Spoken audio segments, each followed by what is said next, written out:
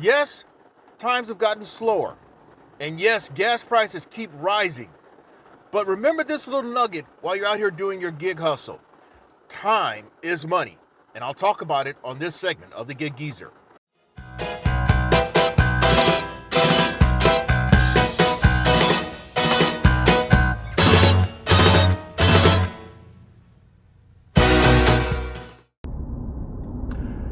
It is Sunday, June 13, 2022. I am just shy of 1 hour into my first half hustle. And if this is the first time you've checked out the Gig Geezer, hey, hit that subscribe button, give my content a thumbs up, share my content among others, and I definitely welcome your comments in this section below.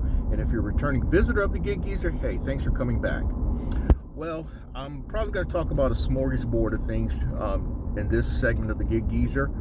And but I also want to share too that I have just left Eggs Up Grill with stacked orders across multiple apps. One is a 9-item, $17.75 order on DoorDash. The other is a 4-item order on Uber Eats for $12.25, and it shows that it's on Postmates. So pretty much that's going to pay exactly as is, at least most times. So that's going to put me at about $30 after the first hour. And ironically, both of these orders are going in the same vicinity. They're about 5 minutes from each other off of the main thoroughfare that I'll be heading to the drop-off locations. Now, the smorgasbord items. Well, on the 15th of this week, which should be Wednesday, Uber Eats and Instacart will cease with their driver assistance program, their temporary fuel assistance programs. Uber Eats had been surcharging customers 45 cents for each completed delivery, and on the Uber rideshare app, 55 cents per ride. And Instacart has been surcharging customers 40 cents for each completed delivery. Now, DoorDash quietly ceased with its $5, $10, $15 flat amount based on the amount of miles that you drove to complete orders during your current work week for DoorDash, and that what they went on with was an email to everyone telling them that through August 31st, you can get 10% cash back on any gas purchases through the use of your DoorDash card, your DoorDash debit card. Now, I've said this before, but what this tells me is that what these companies did was what they've done is they've done something supposedly in good faith, in good effort, showing that, hey, we are concerned about you. But as this thing goes on, you are on your own. And that's really what it's about. We are on our own, and it's up to us to figure out how can we, as I shared in another Gig Geezer segment, how do we maximize our grind, our hustle, even as these gas prices continue to rise. One thing I've shared already is working multiple apps, stacking orders across multiple apps. That's one way. The other way is to, and I'm sure a lot of this I've shared before, but I'm going to share them again. I believe that even though the volume of orders have trailed off, and because it is summertime and there's the influx of thirsties out here, and for other reasons too, but you're going to have to be a little more selective with the orders that you're going to have to be a little more selective with your orders that you actually accept and complete. I mean, how do you raise your money? I mean, yes, you can try to do it by volume, but you're going to wear yourself out. Or you can be a little more selective and try to be a little smarter in how you go about things. But this is stuff that I've been advocating in my Gig Geezer segments for months now, and I've been doing the Gig Geezer channel for almost 8 months. So this is not new, at least what I'm sharing.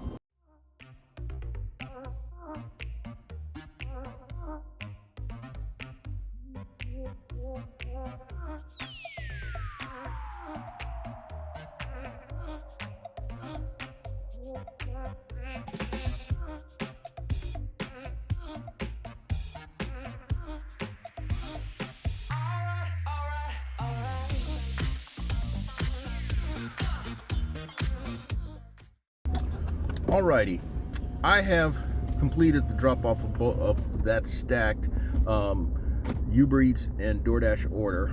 The place the drop off location you saw in the inset was to the first place, and that's the one that was from DoorDash, in which the offer was $17.75 and the final payout was $18.95, which is a pleasant surprise, particularly because of where I went. In the Columbia metropolitan area, there are certain places where the bourgeoisie live, and that's one of them. And the majority of times in which I've made drop-offs over in that development / subdivision, the orders typically pay what you saw on the offer page. And so that was somewhat of a mild surprise that the order paid $18.95. The other order paid $12 and change, and so that's going to put me at $31 after the first hour.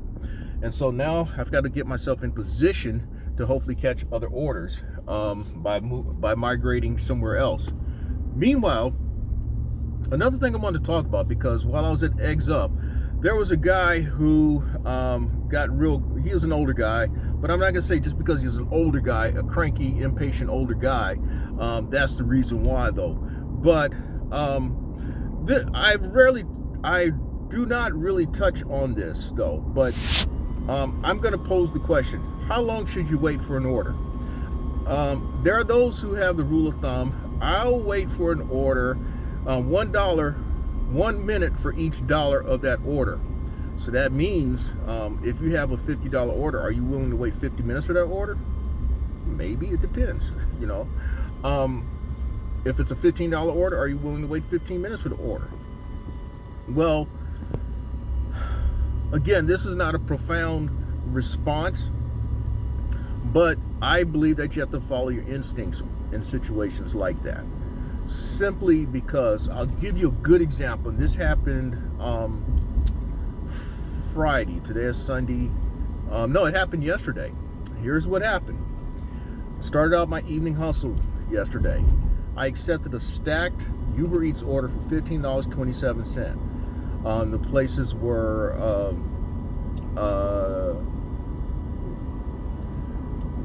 were La Isla Bonita and Crafty Crab, and then I happened to catch a DoorDash order. It was showing for $11.75. Now, as it turned out, the Uber Eats stacked order was going to the military base, and then the DoorDash order was going to go about 7 to 10 minutes beyond the military base. So I'm like, okay, that makes sense. Well, I picked up both of those orders and went by the DoorDash order, which is Legacy Caribbean Grill. And anyone knows about certain Caribbean places, they operate on their own time. And they definitely were operating in their own time yesterday. So I waited about 5-10 minutes. I waited about 5 minutes, and I'm sensing that this is not gonna go the way I think it should. And so what really kind of sped up the thought process, I accepted a Uber Eats for $10.99 from an Oriental restaurant that was basically around the corner from Legacy Grill. Now, mind you, I've only picked up one of the Uber Eats orders, which was the Crafty Crab order. I believe it was it was Hooters. I apologize. It was Hooters and La Isla Bonita, which is the Puerto Rican place that I've described before. So Hooters was first. I go over to Legacy. Legacy's not ready. So then I go over to the Oriental place, China Garden, and China Garden was ready. It was a pick up and pay, and they're usually pretty good. I mean, I rarely have to wait at China Garden no more than 10 minutes for an order, but usually within 5 minutes I'm out the door. Okay, so I come back from China Garden. They still aren't ready with Legacy, and I noticed that the same people who were waiting for some while before I showed up, they were still waiting for their orders. So I'm like, my instincts are like, you need to get out of this one. And so I unassigned myself from the DoorDash order and went ahead with dropping off the. I went ahead with dropping off the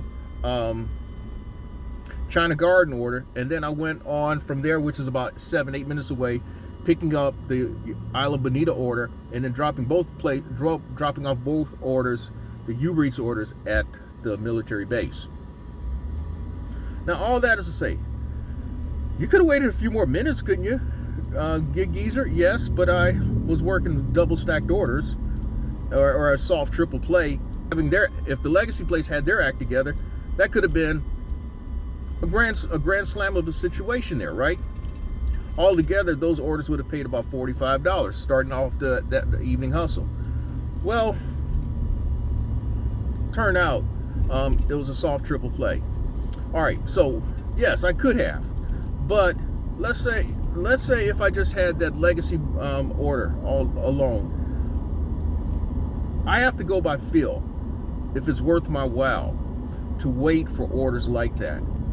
So as it turned out, I actually made up for that missed order by accepting a Waiter/Bite Squad order, in which it would have brought me back over in the same area of the Legacy Bar and Grill, Legacy Caribbean place, and China Garden, with a $12.07 order from a place called Very's Philly Steaks. So now, one thing you have to keep in mind here is that when things were popping 2 years ago or even a year ago, you didn't have to. You could just unassign an order just like that. If they weren't ready when you showed up, you could unassign and just about count on something coming across your phone screen within the next 45 seconds because of the volume of orders. In fact, I would say that we kind of got spoiled with that. But at the same time, if you're going to run this as a business, keep in mind that time is money. Time is money. And so you have to manage your time out here to the best of your ability, to the best of what you know. That's if you're looking to make the type of money that I make, or others who post content here, others who post content on YouTube. You can't make $200 a day, as I do, consistently, almost every day, if you're waiting 45 minutes for an order. You can't. And I've shared how I've had some disastrous situations that could have cost me. So yes, time is money. Now this goes back to another point that I brought up in another Gig Geezer segment not long ago. The average number of orders that you're going to complete within an hour is about 2 orders in an hour. Let's say as many as 3. That is optimal. Okay, you have some who have, and I've done it as well. You may complete as many as 4 orders within an hour, but certain dominoes have to fall the right way. Anything from 4 on up, let's say 4 up to 6, the dominoes just simply have to fall the right way for you. So under most circumstances, though, and especially the way the things are now, you're probably going to complete 2 orders within an hour, maybe 3. Now, you don't hear me talk a lot about dollars per hour, but I kind of know where I need to be. I kind of know that after an hour or two, especially after the 2-hour mark, I kind of know where I need to be in order to hit my half hustle goals, or for that matter, in the course of the entire day. But typically half hustle goals, like ideally, I'd like to be anywhere between $60 and $75 after 2 hours when I'm out. If I've made anywhere between $60 and $75, then the pressure's not so much on me to really kind of, sweat it out and be so much on point that I can't miss anything if it comes across my screen, or I may be forced or compelled into having to accept certain orders because of the dollar amount. You factor in gas prices and all. You really have to manage your tank. I know for me, and I've shared this a lot, that because I drive primarily an 8-cylinder pickup truck, which has been a good situation for me for the past year in terms of putting me in a position of making money. I also know that I got to try to get 2 days out of my tank. Now, the only way that I could cheat around that if I've burned too much gas on a certain day is that I'll use my 4-door full-size 6-cylinder vehicle. That's the only way, and then I can kind of get to that other day on this tank. So like today, I've already put in $65. Just got me 14 gallons. So I had about 370 miles to start off with. Ideally, if I can end today with about 200 miles on the tank, that will get me to Tuesday, more than likely. So, again, time is money in so many different ways. You know, you're thinking about gas consumption, you're thinking about how you're making your money.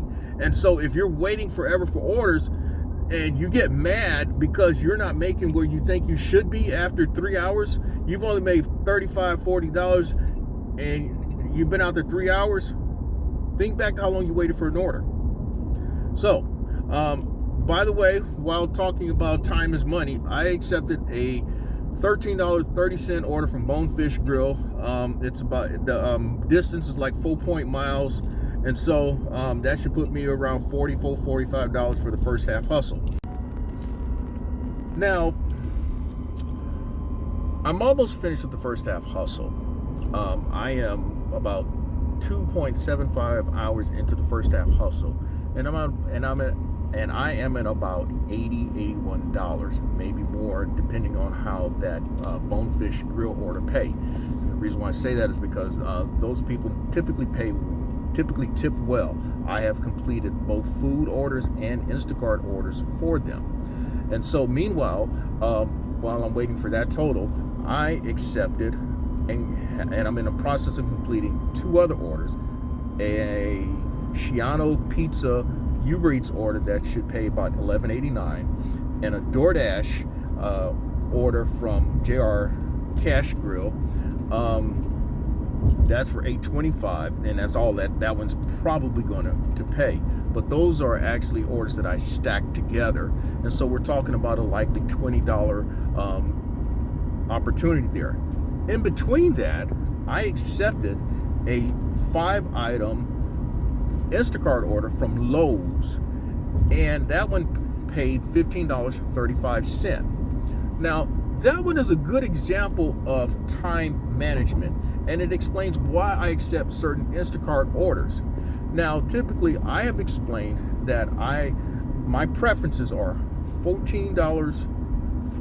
My preferences are $14 or higher, no more than 20 items for single orders.